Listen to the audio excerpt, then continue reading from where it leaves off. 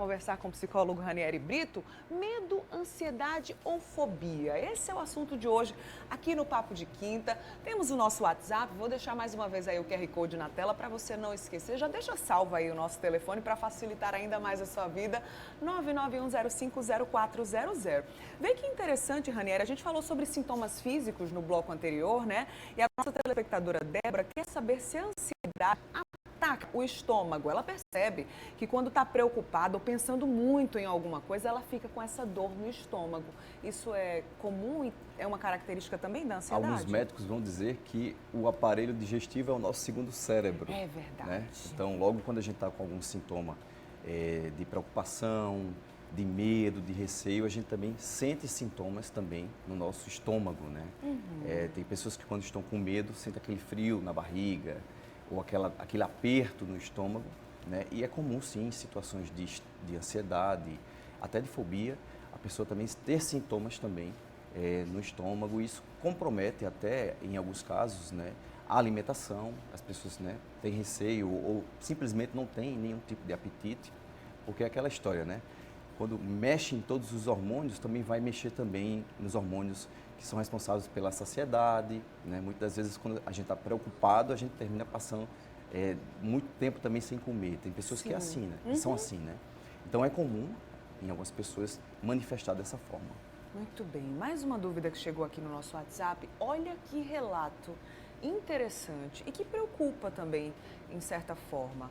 Nossa telespectadora diz que sofre muito com ansiedade, que tem crises com falta de ar, arritmias, mas ela não consegue ir ao médico porque tem medo de médicos e dos diagnósticos também. Ela fala, e agora? O que fazer? É mais forte do que eu. Lembra que a gente falou no bloco anterior também sobre a junção, né? Por Exato. exemplo, aí a ansiedade associada ao medo, o medo associado à fobia. Nesse caso, o medo dela impede dela se tratar, Ranieri. E aí, o que é que faz? Bem, eu converso muito com pacientes que têm semelhanças com esse caso, e aí qualquer sintoma ou qualquer problema que a gente enfrenta na nossa vida, a gente vai saná-lo enfrentando. E aí, lógico que para cada pessoa não existe uma receita padrão que vai funcionar para um e necessariamente para outro.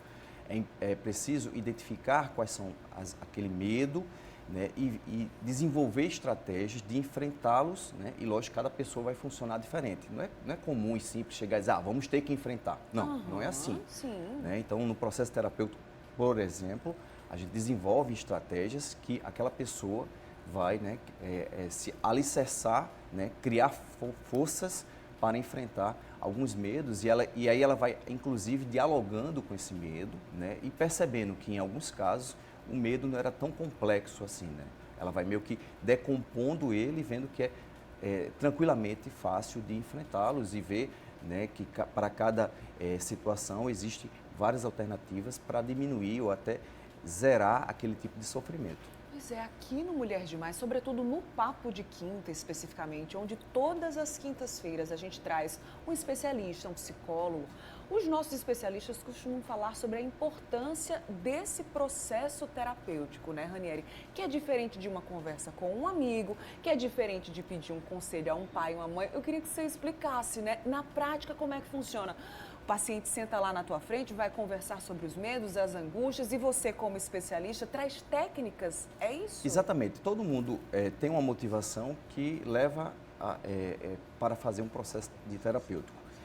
Sobretudo, a essência do processo terapêutico é a promoção do autoconhecimento. Sim. Quanto mais eu me conheço, mais também eu vou entender quais são as motivações que me levam a um quadro de ansiedade, quais são as motivações que me fazem ter medo de algo ou de alguma coisa, ou receio de conversar ou enfrentar alguma pessoa do meu convívio, né? Existem vários tipos de demandas. Então é preciso, quando alguém chega lá no nosso consultório, a gente meio que vai construindo esse entendimento, né, para que aquela pessoa tenha um melhor, não só enfrentamento daquela demanda, mas também, consequentemente, uma melhor qualidade de vida. Sim. Quanto mais eu me conheço, mais eu também tenho um domínio sobre as minhas emoções, né? E a gente observa muito, sobretudo nos últimos anos, que a gente aí enfrentou uma pandemia e a gente ainda sofre e padece das consequências dessa pandemia, que as emoções se afloraram muito, né? Do dia para a noite a gente ficamos presos dentro de casa. Do dia para a noite a gente perdeu várias pessoas queridas, né? Então, existiu uma mudança nessa questão aí dessas exposições emocionais e muitas pessoas ainda não conseguem ter o controle e o domínio delas.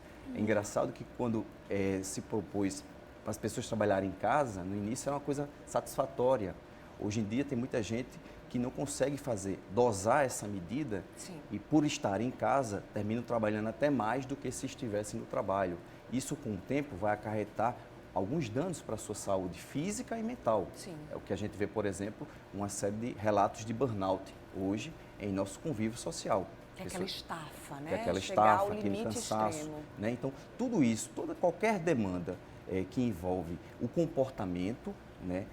Que logo, o comportamento, na verdade, já é um pensamento tornado na forma prática, né? Você, ao praticar um comportamento, é porque a sua mente já meio que canalizou aquela informação, seja positiva ou negativa.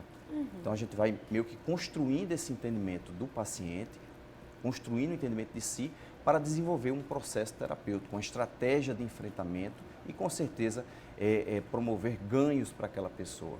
Né? Tem pessoas que chegam lá com 20 e poucos anos, mas tem pessoas que também só vão chegar lá com 60 e poucos anos e percebem que, nossa, como eu gostaria de ter vindo antes. Né? E eu não estou dizendo que sou eu, mas é o processo que qualquer terapeuta pode ajudar você nessa caminhada de autoconhecimento. Muito bem. Vamos começar já a falar sobre tratamento, né? Nossa telespectadora falando aqui sobre ansiedade. Sente muitas dores no peito, insônia, e ela quer saber se existem maneiras de diminuir essa ansiedade de forma natural. Existe, com E certeza. Tem uma questão que eu também não abro mão, que é a questão da atividade física, que é a questão de desenvolver hábitos saudáveis. Sim. O que são esses hábitos saudáveis? É você adotar de leituras favoráveis. Como é que eu tenho ansiedade e eu passo o dia todo vendo notícias negativas? Entendi. Eu vou estar aumentando essa ansiedade. Então, é também a qualidade do que se lê, a qualidade do que se assiste, por exemplo. Né? Existem séries e filmes maravilhosos, né? Então, por que não adotar alguns hábitos de informações para você trazer para si coisas que vão lhe promover esse bem-estar? Logo, também isso naturalmente também diminui a ansiedade. Sim. Tem pessoas que reclamam do sono. Eu tive uma péssima noite de sono, mas estava às 11, 10 horas da noite com a tela do celular colada nos olhos. Isso tem todo um efeito biológico, né? Você vai ficar mais despertado numa hora em que você já deveria estar mais relaxado. Né? Então, adotar hábitos simples que vão fazer um impacto na sua vida a médio e longo prazo, porque naturalmente isso vai diminuir. Quando eu tenho uma noite de sono bem, eu tenho um dia mais produtivo. Logo, eu vou ter uma sensação de recompensa e isso também interfere até na geração dos neurotransmissores para a geração do hormônio da dopamina, da serotonina, que são hormônios que proporcionam a sensação de prazer.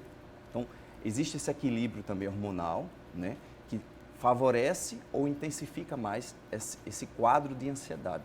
Né? A atividade física mesmo é uma forma natural que você tem a tiracolo. A gente mora numa cidade maravilhosa, tem parques, praças, praia, né, que você pode ter esse contato com a natureza, que isso vai com certeza trazer para si muitos ganhos e diminuir também essa ansiedade. Muito bem, uma junção de fatores aí, né, Ranieri? Estilo e qualidade de vida, prática de atividade física, um acompanhamento profissional, porque nada disso que você falou substitui esse tratamento, né, Ranieri? Ajuda, né? É um conjunto de elementos que, quando aliados, eles têm ganhos exponenciais. Sim. Né? A terapia, só sem esses outros elementos, ela é mais trabalhosa, mas quando você pega a terapia, com trabalhar a qualidade do sono, uma boa alimentação, uma melhora no seu convívio social, olha só, eu estou falando de diversas searas, diversas vertentes da sua vida no seu dia a dia. Então, logo você vai aos poucos conquistando essa sensação de qualidade de vida. Muito bem. Vou deixar aqui o Instagram de Ranieri, @RanieriBrito, _psicólogo. Surgiram alguns outros questionamentos aqui no nosso WhatsApp que a gente já leva para uma pauta mais para frente. Inclusive sobre síndrome do pânico, né, Ranieri? A gente assume esse compromisso aqui, né? Muito recorrente, não só na prática clínica, mas que as pessoas falam muito sobre isso. E é bom trazer para distinguir também o que é síndrome do pânico, o que é medo. né? Muito Vamos importante. trazer, então. Já está feito o convite, viu? Obrigado, Bruna. Sempre um Obrigada. prazer estar aqui. Até a próxima. Muito bem.